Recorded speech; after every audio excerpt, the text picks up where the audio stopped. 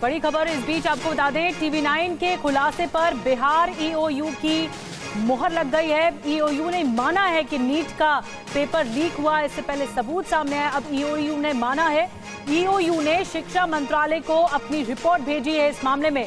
लगातार टीवी9 ने आपके सामने खुलासे किए हैं और रुपेश हमें और ज्यादा जानकारी दे रहे हैं। रुपेश, इस मामले में रिपोर्ट मांगी गई है। देखिए, बिल्कुल रिपोर्ट मांगी गई थी और रिपोर्ट तैयार करके और रिपोर्ट सौंप दी गई है। आर्थिक अपराध इकाई के जो हेड है उन्होंने रिपोर्ट सौंपी है और उस रिपोर्ट को नाम दिया गया है स्टेटस इन्वेस्टिगेशन रिपोर्ट।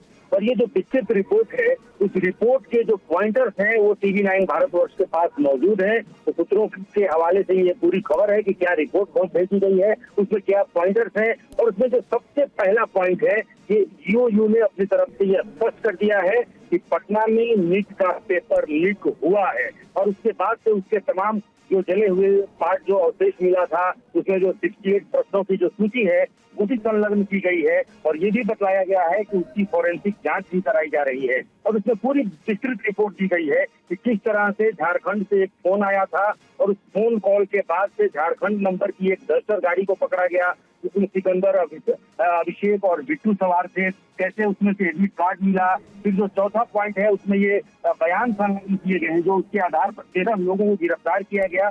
उन सभी 13 लोगों के जो बयान लिए गए हैं, उन बयानों की कॉपी संलग्न है। उसके आगे जो आर्थिक लेन देन हुआ है, आर्थिक लेन देन का पुख्ता सबूत उस रिपोर्ट में संलग्न की गई है। इसमें कई चेकबुक, पासबुक, एटीएम कार्ड और कुछ पोस्ट डेटेड चेक, कुछ ब्लैंक चेक जो बरामद हुए थे, उन सबकी फोटो कॉपी वहाँ पे संलग्न की गई है। इसके अलावा जो पेपर लीक मामले में जो चारों छात्र जो गिरफ्तार हुए हैं, आयुष राज, अनुराग यादव, शिवनंदन और अभिषेक, इनके रोल नंबर, बुकलेट नंबर, उनका रोल कोड, उनका परीक्षा केंद्र, ये वगैरह वगैरह जितने ये विस्तृत जानकारी है, सब कुछ उसमें दिया गया है, लिखा गया है। और उन सबसे जो बयान लिए गए हैं चारों छात्रों के, उन चारों छात्रों के बयानों की कॉपी भी संलग्न की गई है। छात्रों के बारे में विस्तृत रिपोर्ट है कि कौन कहाँ पढ़ता था, कौन किस कोचिंग संस्थान में पढ़ता था, किसका परीक्षा केंद्र कहाँ था। और सभी ने अपने बयान में माना है कि जो उन्हें प्रश्न पत्र दिया गया था, आंसर सहित जो उन्होंने लर्न प्ले स्कूल में उन्होंने रखा था, अंदर परीक्षा हॉल में जाने के बाद से सब कुछ हूबहू पाया गया है।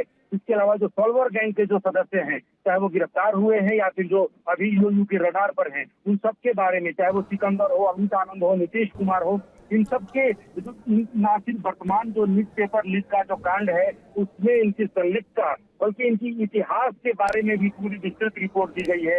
इसका रिश्तेदार एमबीबीएस है, सिकंदर का बेटा, बेटी, दामाद संजीव जो मुखिया है, उसका बेटा डॉक्टर है और वो इस वक्त जेल में बंद है, किस कांड में जेल में बंद है।